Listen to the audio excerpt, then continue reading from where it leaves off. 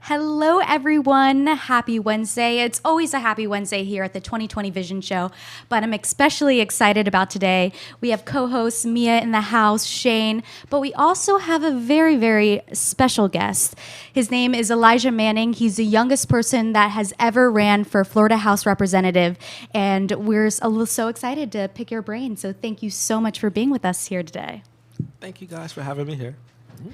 And I also want to say congratulations on the launch of your podcast, The Southern Report. Super Tuesday, it aired live yesterday. And tell us a little bit about how that's going and what your show is all about. Absolutely. So I started a podcast, and I've been trying to start a podcast for about 5 years or so.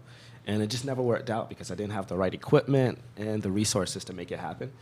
But I found a way with the studio to make it happen. It's professional, it's live. It's legit the most professional, live, beautiful thing I've seen. Thank you. I'm obsessed. And I want to talk a little bit about your co-host that you had on. You had Martina. She's a 16-year-old activist, and she is just another young person who is super inspiring, a radical fighter for change. And Ryan Tucker, who is... He kind of threw me off just a little bit, but when he started speaking, because I was like, Ryan Tucker, he's an IT healthcare professional. So I was like, okay, what does he have to say? But as soon as he started talking, I was like, the dynamic you three had was incredible. But can you give the viewers a little hint of what you spoke about and what kind of things you cover? Well, we spoke a little bit about the politics side. We want to make sure the podcast is not just politics, that it was social trends and everything. But since Super Tuesday, it was Super Tuesday, we wanted to talk about the politics side a little bit more. And we spoke about the dynamics of the Democratic nomination for president. We talked about everything ranging from President Trump, and we're going to have some more episodes drop this week with coronavirus and all of the interesting trends that are going on right now. And we might throw a little bit of fashion into it. Oh, see, that's fun. I wasn't sure if it was just going to be politics or you're going to do hot topics, fashion trends, and like what's going on in the world. So I'm excited. Can you tell us when the next show is going to be airing?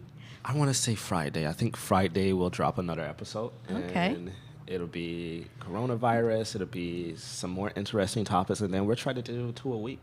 Awesome. Yeah. And what time do you air and how can viewers find you? Absolutely. So you can find Southern Report on Twitter, live at TSR.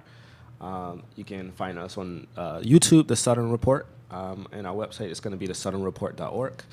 And we're going to try to put 2 episodes a week. Right now, the dates are a little bit out there, but we're going to try to aim for Mondays and Thursdays. That's awesome. Yes. I look forward to that. Yeah. So Elijah, just to get like our viewers a little bit about who you are, can you give us a little bit about like how you got into politics and activism? Absolutely. I could give you the short version if you want me to give you the short or the long version. I got started in politics back when I was around 11 or 12 years old, and that was really young for someone to get involved in politics. I started by writing letters to my mayor and commissioners in the city, and they would respond. And at that time, I was young, and that was big. I framed those letters. I put them on a wall. No, that's big, I ran to my mom. The mayor wrote me back, and I had a whole wall just full of letters from politicians writing to me. And I decided I wanted to get more involved and talk about issues that were affecting my neighborhood, everything from recycling to gun violence and different issues that were surrounding me. I lived in a low-income community, and I just wanted to be more involved with everything that was going on. And then I started working on political campaigns, like Charlie Crist campaign and local campaigns for like commissioners and county commissioners and mayors. But I decided I didn't want to just work on campaigns. I wanted to be a part of the political systems in some way. And that's why I decided to run. And after I heard that story, you really inspired me to reach out to our local commissioners. And you know they do answer the phones. You'd be surprised. Last June, Ron DeSantis passed a bill 168 that basically deputizes law enforcement to act as ICE agents. And Broward County was thinking about opposing the bill, and so I called Vice Mayor Harris Walter just to have a conversation after I had got done, probably a few weeks after I interviewed you. And he answered the phone, and I think he was like, I'm in the waiting room at my local dentist office. And he just talked about how Miami County was the first city to actively join the lawsuit against this bill, and that what he hopes for Broward County. And it was just like a really nice conversation. And so don't be discouraged. I know it's scary to maybe call your governor, call your local officials, but they do answer the phone, and they're actually really nice. Well, most of them. They listen. They do listen. That's surprising. The one thing that scares politicians the most is their phone ringing a lot. I interned for 3 years in a county commissioner's office, who's now our mayor in Broward County. And one thing I notice is positions change a lot when the phones start ringing, and then everyone's asking, what are we doing about this issue? And I was the one picking up those phones every time it rang. Hold on, wait, give me 1 second, I'll figure out the answer for you. And they'll reassess their position on issues because they want to hear from the community. So call, write letters, the outrage I think words. social media, too, is making it so awesome because it's easier to, like, be an activist now. Like, I'll be on Facebook, and it's like you can like it gives you straight to the link to sign like petitions, or like I get text messages like this is what's going on. You can call and make a call right now to fight for it. So it's pretty awesome. It's definitely a lot easier than it used to be. What would you suggest towards people who want to get more involved in not just politics but their local community? What would you suggest to young people like us? I say start with the young people. A lot of people, when they get involved in community affairs and politics, they aim for the sun, and sometimes that's not the best thing to do. Sometimes you need to aim a little bit lower and go with young people. And I say to all of the young people, we are our future, and we really matter now. We're the largest voting bloc in the country now, and if we really want to transform our entire future, we can do that. But we have to start with ourselves, organizing ourselves, like what we see with the students doing the climate strike, or just with young people who are doing things like at Western High School. They had the solar car program, the coolest thing where they built the actual solar car. Those are things that really help, that really give us an idea of what our future can look like if we actually work together. No, that's so true. And I want to go back. I know on February 29th, you did your launch at Wilton Manors for the Florida House Representatives. And that was kind of your debut launch. But what were some of the responses you were getting? I'm sure there has to be some negative. There was some negative. There was some positive. I'm going to go with the positive first. Yes. A lot of people came out, people I never met before. People came from Miami. You had some people that came from, from Palm Beach just to hear my message. They were that inspired. And one guy came who wasn't even a Democrat. He was a Republican, and he's been a lifelong Republican. And he came out to meet me for the first time and tell me how he's been following me through the internet, and how, although I have a very loud voice on some subjects, he really supports me and he hopes the best for me. He's a Republican, too. And I've been really successful in reaching out to people on the other side of the political aisle and getting their support, too. But I've heard from people, who were on my side, too, who Democrats, lifelong Democrats, who just felt like, we don't have enough voices of young people in the political process. Sorry, Sean. You pointed out something really powerful. Like, people don't have to be from the same political party to just just be inspired by other people, support you. You're seeing that a lot more, especially in this election year. You're seeing a lot of support from different places for different people that not necessarily wouldn't, like in any other circumstance, they wouldn't, support each other. But it's amazing what a real human connection can do. For sure. It's all about people want integrity, they want trustworthiness, and they want people who are really free thinking too. People who make their own decisions. A lot of politics are very partisan, and that's sometimes the issue. And I want to say, do you ever, being 21 years old, do you ever feel like people don't take you seriously for your age, maybe your color, maybe your background? Do you feel like you have to fight harder to prove yourself? I do, for a lot of reasons. One, I'm an African American running for office, and there's still a lot of barriers, even though we had our first African American president, even though we had our first African American nominated for governor, Andrew Gillum, here in Florida. I still feel like there's a lot of barriers, but also being young and being a gay man at the same time, I feel like a lot of people aren't ready to have some conversations, and unfortunately, my age has been one of the biggest for a lot of people. But I still carry a lot of hope because when I ran in 2018, I was younger. I was 19, and I got 43,000 votes. That was for the Broward County School Board. Yeah. Absolutely. So and that was right after. I'm sorry. Just to give some perspective for our viewers, that was right after the Stoneman Douglas shooting. So to have a 19-year-old run for school board, get 43,000 votes, that's astonishing. It was. I couldn't even believe it at first. I was a little shook that happened. But I think a lot of people are going to look at it and they're going to see that this isn't about age. This isn't about any of these other barriers. This is about the future we can have, and we want trustworthiness in government. Yeah. Yeah. What made you want to get involved with like the school board? So I've been going to school board meetings since I was in middle school, and they're open to the public. Everybody can go. Yeah. Everyone can go, but every time I went in those rooms, it was nobody there. I was oftentimes the only one in the audience really listening, or there were very few people. And I was in middle school, and no one paid attention to me. They were like, "Who is this kid? He's skipping school to come here. Why is he here?" And I kept speaking up about the issues that mattered in the school, because a lot of people complain, but they don't really do anything about it. And I was at a school board meeting yesterday, and there were only 5 speakers there, and the audience can fit 100 people in there. Wow. Yeah. So I decided I wanted to run for school board after seeing there was a school board that was unresponsive. After my school board member decided it wasn't in her best interest to really answer and respond to people. I have a better relationship with her now after the campaign. But I never thought I was going to run, and I did. And I think a lot more young people are looking up to that and deciding to run for office. Yeah, no, for sure. I know. You're probably. I was telling everybody a little bit before you came in that when how I found you was almost last year, I Googled 10 of the most inspiring people near me, and then an article came up, and I read through the articles, and I'm like, I want to meet him, and I want to interview him, and getting to hear your story. I know you're one of 10 siblings. You grew up on the other side of the track, we like to say.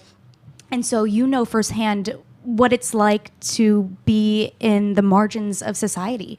So can you tell us a little bit more how that's affect your campaign, what policies you want to introduce when you become the state representative of Florida District 94, right? Or 96? 94. Absolutely. So, yeah, I grew up on the other side of those tracks, and I'm going to talk about that a little bit in my video, which should be dropping sometime soon this week.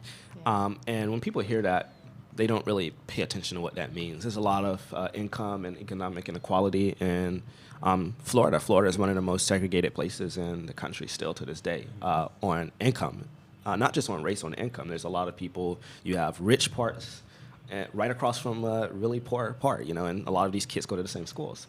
And I really saw that come to fruition in our education system. You see people from different places all across the county in one school, and they're just from different backgrounds. So I grew up on it. I grew up on food stamps, Medicaid, and Section 8 housing.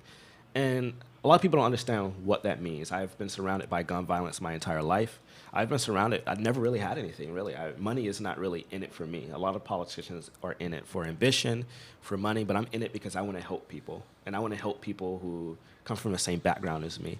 And there's a lot of people out there, whether they be white, black, who are poor. And I feel like when you touched on it on your Super Tuesday report, poverty doesn't have a race. It doesn't have a skin tone. And that kind of really touched home to me because you really never know someone's background based on how they look. Right. Mm-hmm. And so what kind of policies would you like to introduce? Absolutely. So I think the first thing here in Florida is that we need to talk about housing and affordable housing. We have a crisis here in Florida where almost anywhere in Florida, especially here in South Florida, you can't afford to live here. It's crazy. The cost of housing has gotten out of control, and really landlords and developers are just trying to make money. They're not trying. Their goal isn't to get people housing. So what I want to do in the house is I want to come together with funding, so that we could invest in affordable housing projects. We can revitalize our public housing, put more money into our Section 8 housing. But I also support our homes guarantee. I think it's crucial that we guarantee housing as a human right to everyone. But that's only one. I know issue. that's just one. That's one issue. But we have something with infrastructure issues here in Florida. In Fort Lauderdale, with the water mains continuously breaking. Yeah, the water leaks. The water leaks in Fort Lauderdale. The underlying issue of water pipes. Gosh. Yeah. There's a lot of issues. There's just too many to even name here, but we got a lot to do. Yeah. I've noticed the water issue because recently the water pressure in my sink has been just trickle. It's just. Do you know how hard it is to wash dishes with just the smallest stream of water ever? So it's just. And I'll tell you another issue that no politician is going to talk about outside of Bit Sugar, and I think I can work with our Republican governor on that across the aisle because we share these same concerns.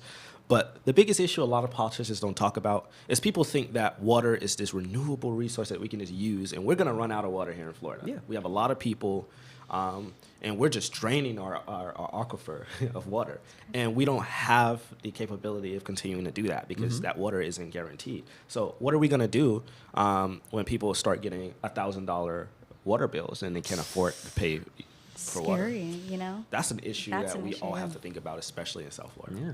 That's some, Surrounded by water. That's scary. That's some Mad Max dystopian future kind of. Yes, it is. That's not too far from Right, reality. that's on the cusps of our reality, and it's a haunting reminder of how close we are to complete destruction of ourselves. And I want to go back to Martina, who is the 16-year-old activist who was featured on your Super Tuesday report. Could you tell us a little bit more about how? I don't even know if this is true, but do you guys plan on working together? Because I think she is, right? She's 16 years old, and she's just amazing. I can see you guys collaborating on something. Absolutely. I remember I used to be the youngest person everywhere in every room, and I'm so glad that I'm not anymore. That there are a lot of people. A lot has changed since I was that middle school boy standing in front of the school board. I was alone. Now there's an army of young people across this entire state who are involved, and I look forward to working with people like Martina everywhere. She wants to run for office, and she reached out. She wants to run for school board now, and a lot of young people I met in Broward are running to run for school board. Andre Miranda wants to run for school board. There's a lot of young people who look up to me. I get calls every other week from a young person somewhere in the country who's saying, I looked at your race and I was inspired by it. I want to run. What do I do? And I try to help them out as much as possible. I just remembered something that I wanted to ask you. I know we're probably having to sign off soon, but I want to talk about the 100 jobs in 100 days. Yes. So that journey that you're going on, I think the first job was at a farming institute. Yes. And so tell me, what made you want to embark on that journey, and what do you hope to learn from it? Absolutely. So a lot of politicians are a little bit out of touch with their districts and their constituents, and they don't really, it's not a full-time job being in the House of Representatives. You go up for 2 or 3 months, and then you come back, and you have a bunch of months, and what are you doing during that time? So to get more in touch with my district, I decided the best thing I could do is actually work alongside my constituents. So my plan was 100 jobs, 100 days.